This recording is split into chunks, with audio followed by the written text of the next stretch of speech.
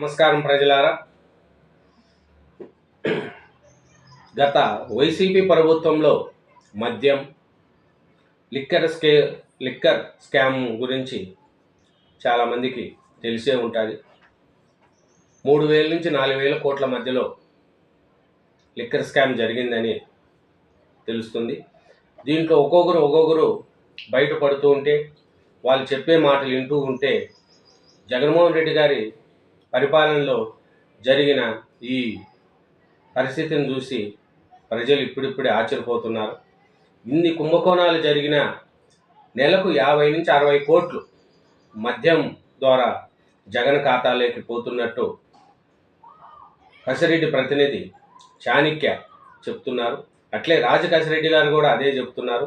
మాదేం లేదు, మొత్తం వాళ్ళు చెప్తే చేశాం మేము అని ఆయన చెప్తున్నారు.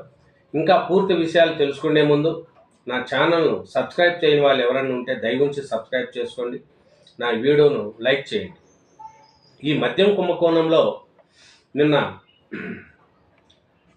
రాజకసిరెడ్డి ప్రతినిధి చాణక్యను అరెస్ట్ చేసి విజయవాడ ఏసీబీ కోర్టులో హాజరుపరిచినారు.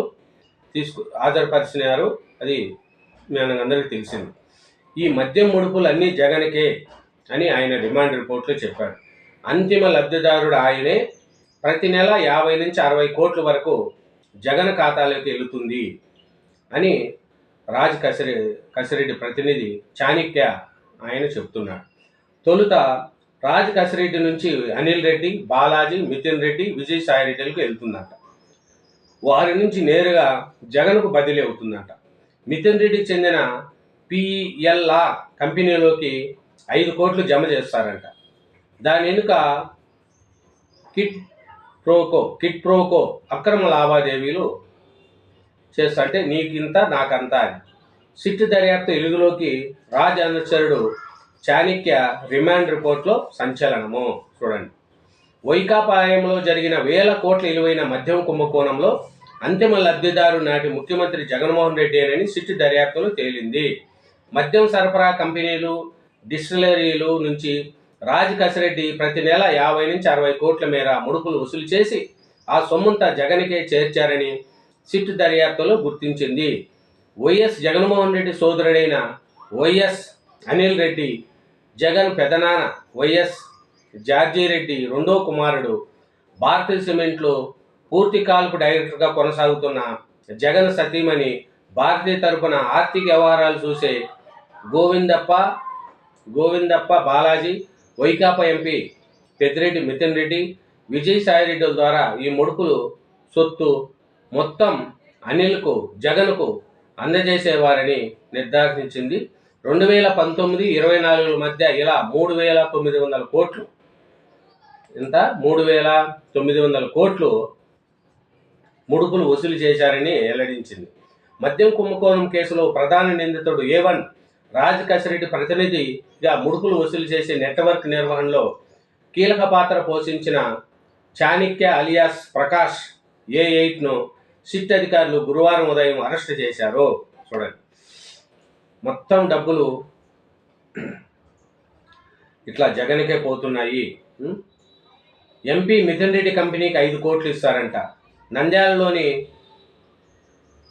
ఆగ్రో ఇండస్ట్రీలో తయారైన మద్యం బ్రాండ్లను విపరీతంగా సరఫరా ఆర్డర్లు ఇచ్చారు. చూడండి, ఆదాని డిస్టిలీలకు 732 కోట్లు, లీలా డిస్టిలీలకు 454 కోట్లు. చూడండి, మొత్తము ముడుపులంతా జగన్కే పోతున్నాయంట పరిస్థితి. ఇంకా చూస్తే ఇది చాణక్యది. ఇంకొక ఆయన చూడండి, జగన్ హయాంలోనే పివి సునీల్ కుమార్పై 6 అభియోగాలు నమోదు. జగన్ హయాంలో అనుమతి లేకుండా విదేశీ పర్యటనలు, 30 రోజుల్లోగా సమాధానం ఇవ్వాలని ప్రభుత్వం ఆదేశము. చూడండి, ఈయన ఒక ఐఏఎస్ అధికారి పివి సునీల్ కుమార్. ఈయన జగన్ ప్రభుత్వంలో లేని అక్రమాలు చేశాడు. ప్రభుత్వ సొమ్మాన్ని దోసుకు తిన్నాడు ఈయన సునీల్ కుమార్ అని ఆయన. అట్లాంటి సునీల్ కుమార్ ఎట్లా చేశాడు ఏమనేది మనకు గత నెల 2న సునీల్ కుమార్ను సస్పెండ్ చేసిన ప్రభుత్వం తాజాగా ఆయనపై అభియోగాలు మోపింది. వ్యక్తిగతంగా హాజరై లేదా లిఖిత పూర్వకంగా వాటిన్నిటికీ 30 రోజులుగా సమాధానం ఇవ్వాలని ఆదేశించింది. చూడండి. ఇది సునీల్ కుమార్. ఇంకొక ఆయన చూద్దాం. పెద్దిరెడ్డి మాజీ మంత్రి పెద్దిరెడ్డి అనుచరుడు మాధవరెడ్డి అరెస్టు. చూడండి, ఈ జగన్ ప్రభుత్వంలో ఒక్కరా ఇద్దరా? మిథున్ రెడ్డి, విజయసాయి రెడ్డి, రాజకసిరెడ్డి, చాణక్య ఒకరు ఎలా చేసేసారో చూడండి. మద్యం కుంభకోణి, భూములు తగరాదులు, భూములు దోచుకోవడం, పెద్దిరెడ్డి రామచంద్రారెడ్డి, మిథున్ రెడ్డి వీళ్ళంతా. మాజీ మంత్రి పెద్దిరెడ్డి అనుచరుడు మాధవరెడ్డి అరెస్టు. మదనపల్లి దస్తరాల దహనం కేసులో నిందితుడు, ఘటనలో ప్రధాన కుట్రదారిగా అభియోగాలు. చూడండి. అన్నమయ్య జిల్లా మదనపల్లి సబ్ కలెక్టర్ కార్యాలయంలో దస్తరాల దహనం కేసులో వంకిరెడ్డి మాధవరెడ్డిని గురువారం సిఐడి పోలీసులు అరెస్టు చేశారు. ఘటనలో ప్రధాన కుట్రదారిగా ఆయనపై సిఐడి అధికారులు నిఘా పెట్టినప్పటికీ ఫలితం లేకపోయింది. చివరకు చిత్తూరు జిల్లా రొంపుచెర్ల మండలం పెద్దగొట్టిగల్లు వద్ద తన ఫామ్ హౌస్లో ఉన్నారని సమాచారంతో దాడి చేసి పట్టుకున్నారు. అక్కడే కళ్యాణ మండపం నిర్మించి అద్దెకు ఇస్తున్నారు. కళ్యాణ మండపం అద్దెకు కావాలంటూ సిఐడి డిఎస్సి కొండయ్య నాయుడు బృందం ఆరా తీస్తూ మాధవరెడ్డిని వలపన్ని పట్టుకున్నారు. ఈ సమయంలో మాధవరెడ్డి తన సెల్ ఫోన్ను నీటిలో పారేసే ప్రయత్నం చేయగా చాకచక్యంగా డిఎస్సి పట్టుకొని తిరుపతికి తరలించారు. చూడండి. ఈయన మాధవరెడ్డి అనుచరుడు, పెద్దిరెడ్డి అనుచరుడు, మాజీ మంత్రి పెద్దిరెడ్డి అనుచరుడు. ఈయన రొంపుచెర్ల మండలంలో పెద్దగొట్టి వల్ల ఫామ్ హౌస్లో ఉంటే పట్టుకున్నారంట.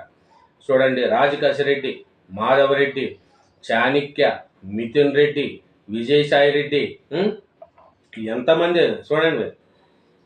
ఎంతమంది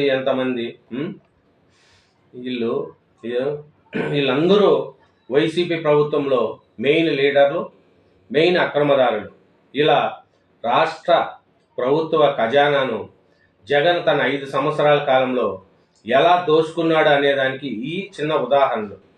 ఇలాంటి వాళ్ళను ప్రభుత్వము ఏం శిక్షిస్తుంది, ఏం చేస్తుంది అనేది ఈ కూటమి ప్రభుత్వమికే తెలియాల. చిన్న చిన్న చేపలను పట్టుకుంటున్నారే తప్ప పెద్ద వాళ్ళ జోలికి పోవట్లేదు. మాధవరెడ్డిని పట్టుకున్నారే తప్ప పెద్దిరెడ్డిని పట్టుకోవట్లేదు, మిథున్ రెడ్డిని పట్టుకోవట్లేదు. ఈ డబ్బులంతా డైరెక్ట్ జగన్కే పోతున్నాయంట అంటే జగన్ మీద యాక్షన్ తీసుకోరు. ఇది కూటమి ప్రభుత్వం కూడా చూసి సున్నట్టు పోతుంది, లేకపోతే భయపడుతుందో ప్రజలకు అర్థం కావట్లేదు. కాబట్టి